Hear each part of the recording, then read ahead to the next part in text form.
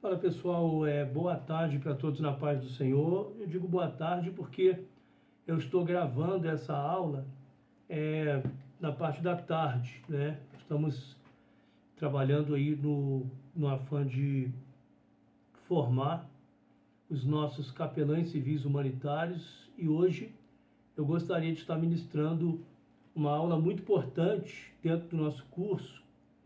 É uma aula que fala sobre como lidar com as doenças.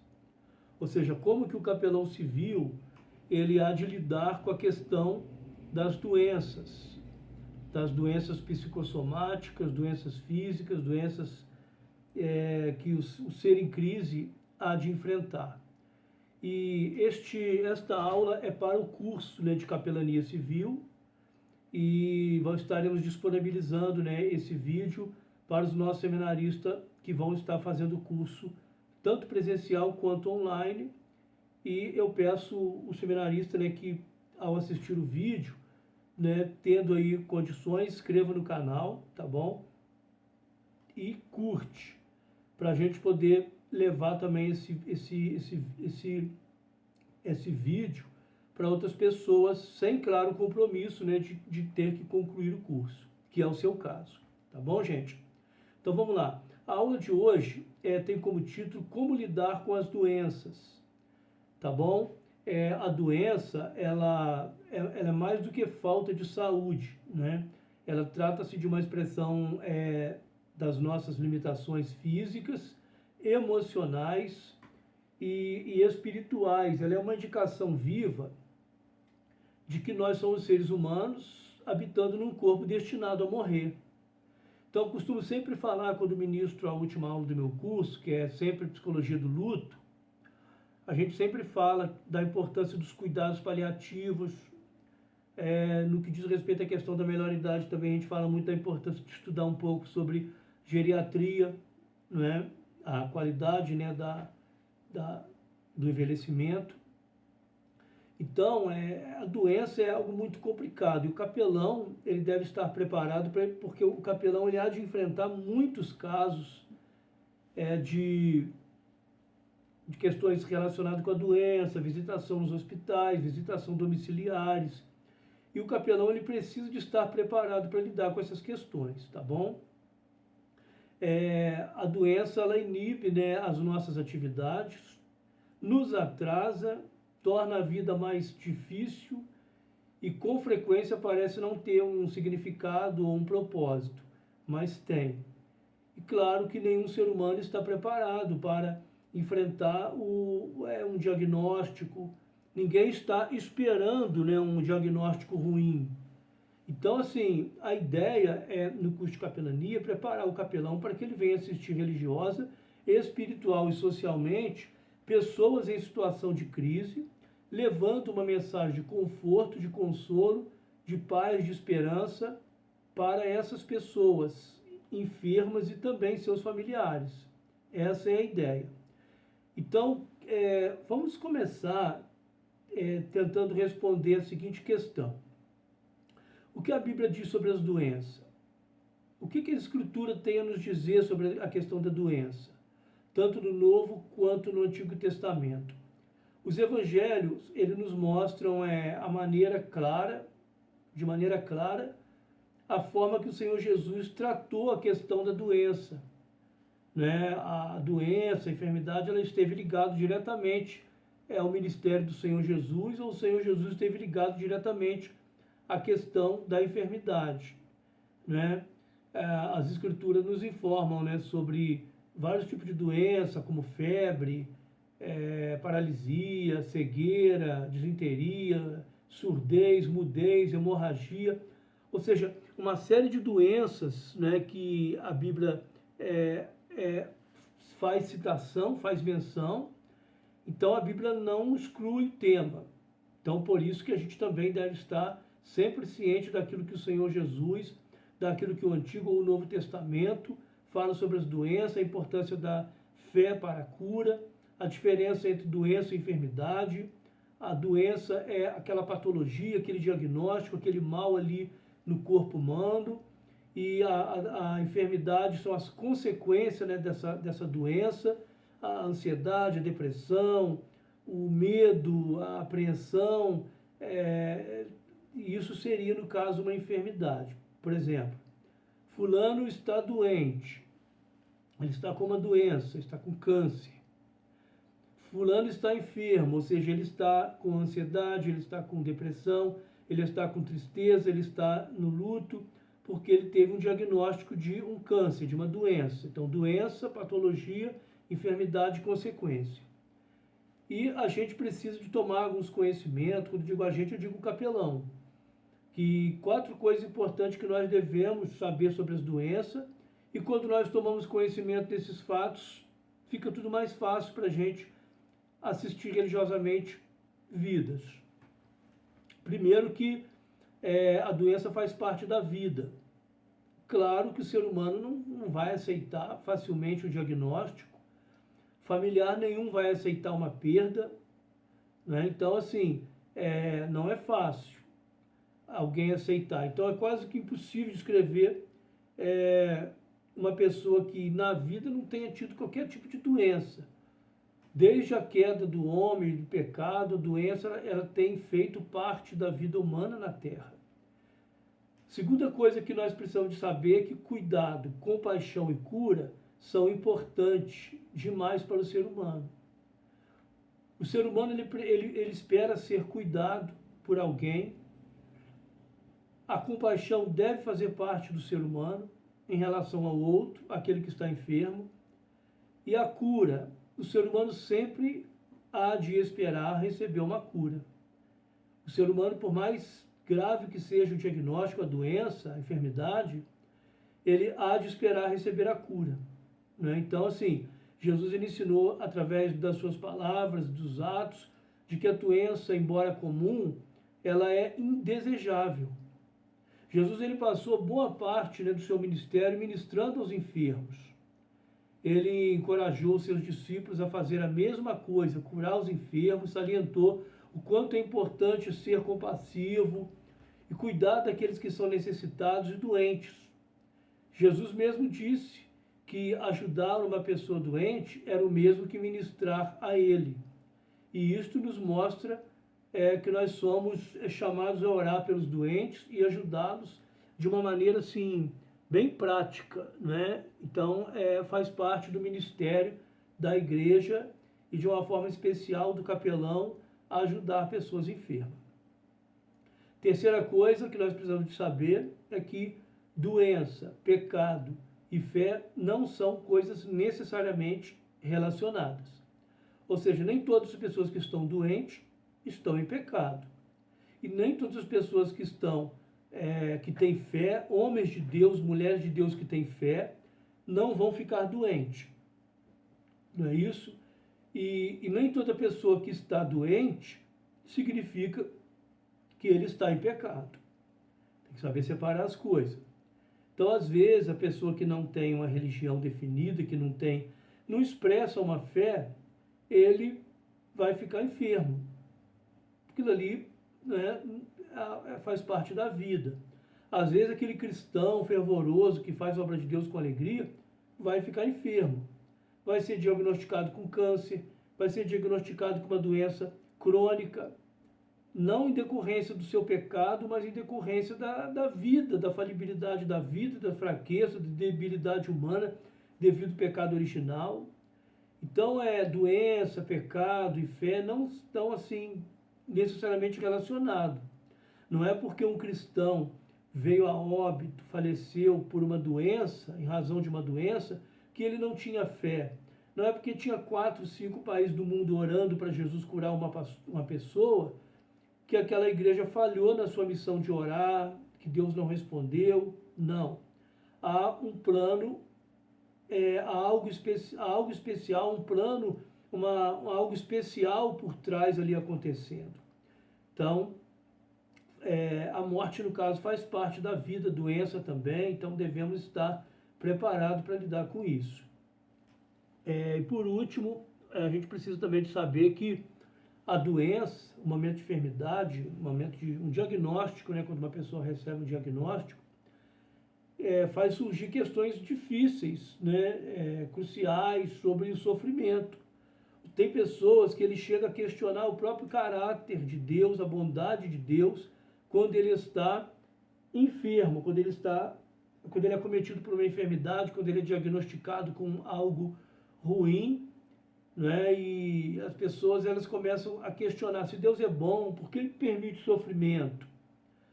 Ah, mas se ele é todo poderoso, por que não suspende o sofrimento daquela pessoa? Né? Será que Deus é bom? Será que ele me ama? Será que ele é todo poderoso? Por que não me cura? Não é? São questões, né? A mente humana ela é finita, ela é finita, ela jamais vai compreender plenamente as razões do sofrimento humano, mas a Bíblia nos ensina, né, que o sofrimento, às vezes até mesmo a doença, muitas coisas Deus permite, para que nós venhamos aprender alguma lição, para que o ser humano venha aprender alguma lição. Ser mais humilde, purificar a nossa fé, produzir paciência, gerar maturidade, perseverança, trabalhar o nosso caráter, aumentar a nossa fé, produzir paciência, nos ensinar a nos tornarmos mais compassivos e cheios de cuidado. Esse pode ser um dos motivos aí, né, que o Senhor permite o sofrimento. Também, claro, o sofrimento, boa parte do sofrimento vem como consequência do pecado, né? Aquela leitura, né, que alguém pode falar, mas os presos estão sofrendo, estão dentro de uma penitenciária pagando a sua penitência, pagando seus pecados, estão ali cumprindo sua dívida com a sociedade, dentro daquele sofrimento, né? Claro que existe, esse assunto é assunto para a capelania prisional, mas tem muitas pessoas que elas estão sofrendo, às vezes dentro de uma penitenciária, ou até mesmo sofrendo, pessoas que estão em situação de rua, no frio, passando por necessidades, porque essas pessoas, infelizmente, tiveram reveses na vida, né, em consequência de várias situações. Mas as principais causas da doença e os problemas relacionados a ela pode ser vários. Por exemplo, desobediência, acidente, ingratidão, má alimentação, falta de exercício, a questão hereditária, ingestão de substâncias prejudiciais, tipo droga, veneno, ferimentos, contato com temperaturas extremas, muito frio, muito calor, desgaste, degeneração dos órgãos do corpo, participar indignamente, né, do corpo de Cristo, da Santa Ceia indignamente, às vezes em pecado, sem perdoar. Pessoa que tem dificuldade em perdoar, ele vai ficar enfermo, vai adquirir doenças psicossomáticas, pessoas que alimentam medo, ansiedade, preocupação e trabalho excessivo. Tudo isso pode gerar também doença. Mas a doença envolve muito mais, né, do que funcionamento físico. Ela está associada a uma grande variedade de reações, né, que o ser humano ele pode ter, tanto reações psicológicas, emocionais e espirituais também. Então, irmãos, é muito complicado essa questão das doenças. As pessoas, elas, quando elas estão enfermas, elas sofrem muitas influências, né, que essas influências vêm agravar essas moléstias, trazendo sofrimento e impedindo a recuperação da pessoa.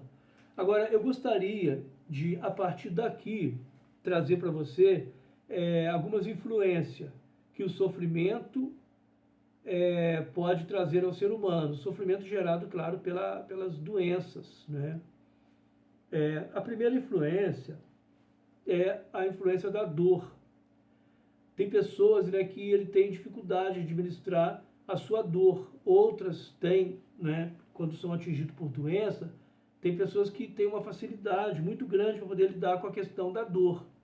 Parece que elas acostumam com a dor, né? Tem resiliência alta, me parece que elas acostumam.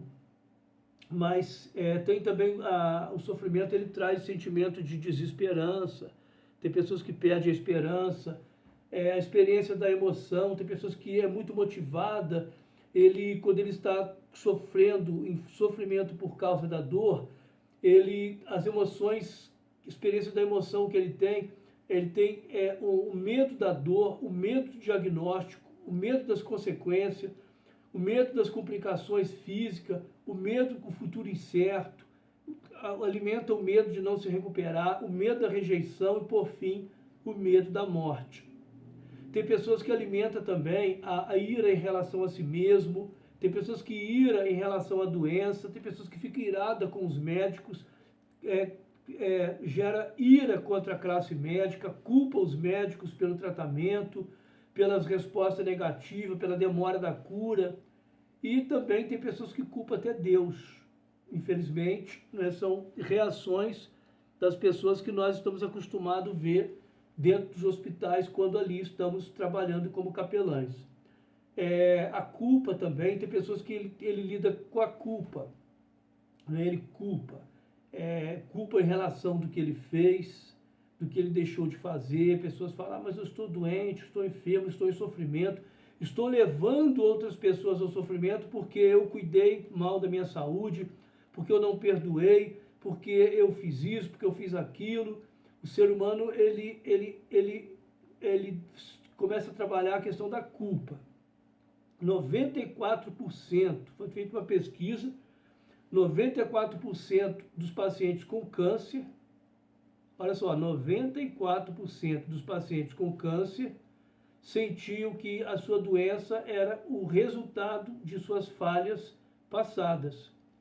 Aí vem a depressão, né, que algumas vezes leva ao suicídio, perda da vontade de se recuperar, a confusão que surge quando não é possível determinar o prognóstico, ou quando não há certeza sobre como que vai ficar a questão da avaliação quanto à doença. Então, esses problemas, todos o ser em crise, ele está no meio dessa situação. E o capelão, ele é importante porque ele leva fé, consolo, esperança, uma mensagem de paz, de alegria, de transformação, e ele ajuda essa pessoa a se recuperar. E já está provado cientificamente que a oração, a espiritualidade, a fé ajuda pessoas a se recuperarem do tratamento contra o câncer, contra as enfermidades, e essas pessoas sentem que existe algo maior do que aquela doença que as oprime, algo maior pela oração, pela fé, pela espiritualidade, pela leitura de algo sagrado. Ela crê que existe algo maior, além do sofrimento, da dor, da angústia gerada por aquele mal presente. Então, por isso que o desenvolvimento do cultivo espiritual, da espiritualidade, da edificação espiritual, da fé é importante. Claro que a fé não pode ser imposta. Tem pessoas que no prontuário dele ele não quer receber visita religiosa. Tem pessoas que ele não quer receber visita de líderes religiosos, capelães. Já tem pessoas que ele já tem a religião dele definida, então ele só quer receber visitas religiosas de pessoas da sua mesma fé, da sua mesma religião. O católico vai receber ali o padre, o evangélico vai receber o pastor, o espírita vai receber o pai de santo, né? Cada um vai receber ali o seu líder religioso, aquela pessoa da sua fé. Então, é importante que o capelão venha saber lidar com isso. E também as reações dentro da família, o capelão deve estar muito atento, porque quando o ser humano ele fica doente, a família toda é afetada. É o caso até mesmo da dependência química. Nós estamos ministrando curso de formação de conselheiros de dependência química, e nós falamos sobre codependência. Ou seja, o dependente químico ele está doente e a família também fica doente, são codependentes, né? Esse termo não é científico, mas ele pode ser usado para aqueles que são familiares, né, de dependentes químicos que sofrem também, né, ao ver o seu familiar, o seu querido, envolvido num drama social, envolvido numa doença que é crônica, que é às vezes incurável, de acordo com a Organização Mundial da Saúde, que pode levar à morte. No caso das doenças patológicas, essas doenças, elas afetam a rotina do ser humano. Toda a rotina da família é mudada quando surgem as doenças, as crises, dificuldade financeira e até a perda, né? Vontade, né, de ter uma convivência normal dentro de casa, pode criar uma tensão dentro da família, resultado de fadiga, irritabilidade, preocupação, tudo isso é de capital importância que o capelão vem avaliar. E concluída essa etapa, né, a gente pode dizer também que é de suma importância que a família esteja unida e preparada para encarar com paciência e com naturalidade tal situação. Por isso, com certeza, a assistência religiosa, a capelania, em muito facilita na recuperação do doente. Quando alguém recebe uma visita religiosa, isso costuma acontecer muito, gente, com a melhor idade. Às vezes nós vamos visitar os hospitais ali, alguém que nós conhecemos, que nós amamos, e a gente tem aquela liberdade, né, de segurar na mão da pessoa, apesar de não ser uma orientação. Mais tarde, na capelania hospitalar, na aula da capelania hospitalar, nós vamos explicar melhor essa questão do toque físico na capelania hospitalar. Mas, às vezes, nós vamos visitar alguém que nós conhecemos, nós temos essa permissão, um familiar, um parente próximo, e aquela pessoa aperta muito a nossa mão, principalmente na hora da despedida. Porque quando ela está segurando a nossa mão, ela sente que ali ela tem uma sua estrutura de amparo pessoal e a sua dor, ela é mitigada. Essa dor é mitigada, então a pessoa sente como se a dor estivesse diminuindo no momento que ela está tendo contato com aquela pessoa naquela visita. Independente se é um familiar ou se é um visitador religioso. Então, olha que importante, né, a questão da visita, né? E essas doenças, essas enfermidades, elas produzem efeitos, né, no psicológico e no emocional do ser humano. Algum desses efeitos é defesa negativa, né? A pessoa não recebe bem o diagnóstico da doença, a pessoa se irrita, né, contra a classe médica. Tem pessoas que ele usa a racionalização, né, ou seja, tem uma tendência de apresentar justificativa razoável, dizendo que o médico errou no diagnóstico, que o problema está na interpretação do exame. A pessoa não aceita, ele vai racionalizar, ele vai tentar pensar de todas as formas para tentar sair daquele clima de tensão. Tem pessoas que usam também, um dos efeitos da doença é a projeção, né? Por que a projeção ela faz? Ela faz com que nós vamos colocar sentimento de ira, de medo sobre outras pessoas. O meu problema é que o médico está tentando tornar minha vida difícil. A reação disfarçada. O ser humano tem a tendência de disfarçar em excesso o oposto daquilo que a gente sente. Tem pessoas que no hospital ele está mal, foi diagnosticado, está debaixo de tratamento pesado, mas ele toma um chá de já estou bom, né? Ele fala, eu já estou bom, né? Então, assim, e acha que já está bem, né? É a chamada reação disfarçada. Tem também o pensamento mágico. O que seria o pensamento mágico? Permite a simulação, ou seja, a pessoa chega e imagina que o médico certamente irá encontrar a solução para o seu problema e também a cura, um novo medicamento. Ele acredita, né, que de qualquer maneira o médico vai criar uma situação para a sua cura, o pensamento mágico. E também tem a questão da repressão, né, que a pessoa coloca na mente dela que ela vai esquecer aquele diagnóstico. Aí já tem a supressão também, que é o esquecimento deliberado, né? A pessoa tenta tirar da sua realidade, da sua mente, aquele pensamento desagradável de doença, de diagnóstico, de morte, né? Tudo isso são efeitos da doença, efeitos do sofrimento na vida humana, né? Então, assim, a gente o capelão precisa de estar atento a essas questões relacionadas com a doença. Então, gente, caminhando para finalizar, né, como receber a cura das nossas doenças. O ser humano, o ser em crise, ao receber a visita do capelão, ele pode indagar, a família pode perguntar, ou o capelão também pode, às vezes, ter que responder essa questão. Como receber a cura? Através da oração, através da manifestação dos dons de curar, através da imposição de mãos, através do toque de Jesus e através das palavras de Jesus. E a Bíblia, a palavra de Deus, é a maior fonte de cura. Claro que quando nós formos assistir pessoas que não são da nossa fé, nós devemos tomar muito cuidado. Falaremos disso na capelania hospitalar mais tarde.